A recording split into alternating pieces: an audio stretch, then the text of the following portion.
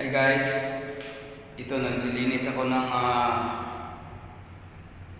big master room at bathroom inside dahil mayroong lilipat ngayon sabon at Clorox, pero bago kong pintura yan, paikot pininturahan ko yan.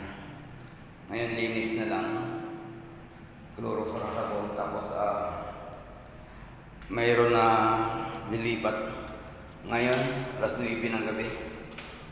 Yan, dilinisan ko pa yan. Kunting kuskus na lang. Yan, ganyan.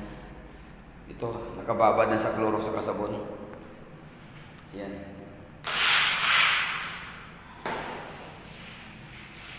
I-wiper lang. Nakuskus ko na siya ng brush. Wiper na